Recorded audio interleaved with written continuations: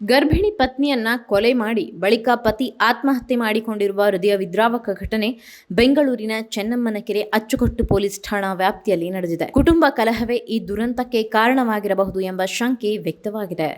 ದಕ್ಷಿಣ ಬೆಂಗಳೂರಿನ ಬಾಡಿಗೆ ಮನೆಯಲ್ಲಿ ವಾಸವಿದ್ದ 30 ವರ್ಷದ ಮನೋಜ್ ಕುಮಾರ್ ಹಾಗೂ ಅವರ ಗರ್ಭಿಣಿ ಪತ್ನಿ ಸ್ವಪ್ನ ಮೃತ ಸ್ಥಿತಿಯಲ್ಲಿ ಪತ್ತೆಯಾಗಿದ್ದಾರೆ. ಮನೆಯ ಮಾಲೀಕರಿಗೆ ದಂಪತಿ ನಡುವೆ ಜೋರಾಗಿ ಜಗಳ ಹಾಗೂ ಕಿರುಚಾಟ ಕೇಳಿಸಿದ್ದು, ಬಳಿಕ ಯಾವುದೇ ಪ್ರತಿಕ್ರಿಯೆ ಸಿಗದ ಹಿನ್ನೆಲೆಯಲ್ಲಿ ಪೊಲೀಸರಿಗೆ ಮಾಹಿತಿ ನೀಡಿದ್ದಾರೆ.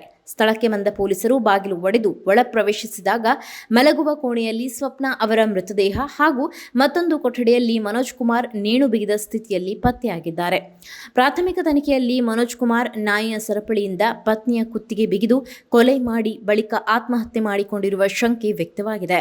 ಸ್ಥಳದಲ್ಲಿ ಯಾವುದೇ ಡೆತ್ ನೋಟ್ ಪತ್ತೆಯಾಗಿಲ್ಲ. ಪೊಲೀಸರು ದಂಪತಿಯ ಮೊಬೈಲ್ಗಳನ್ನು ವಶಕ್ಕೆ ಪಡೆದು ಕರೆ ವಿವರಗಳು ಹಾಗೂ ಸಂದೇಶಗಳನ್ನು ಪರಿಶೀಲಿಸುತ್ತಿದ್ದು, ಘಟನೆಗೆ ನಿಖರ ಕಾರಣ ಪತ್ತೆ ಹಚ್ಚಲು ತನಿಖೆ ಮುಂದುವರೆಸಿದ್ದಾರೆ. ಮೂಲತಃ ಉತ್ತರ ಪ್ರದೇಶದವರಾದ ಈ ದಂಪತಿ ಕಳೆದ 1 ವರ್ಷದಿಂದ ಬೆಂಗಳೂರಿನಲ್ಲಿ ವಾಸವಾಗಿದ್ದರು. ಈ ದುರಂತದ ಹಿಂದಿನ ಸತ್ಯಾಂಶ ಪೊಲೀಸ್ ತನಿಖೆಯ ಬಳಿಕವೇ ಹೊರಬರಬೇಕಿದೆ.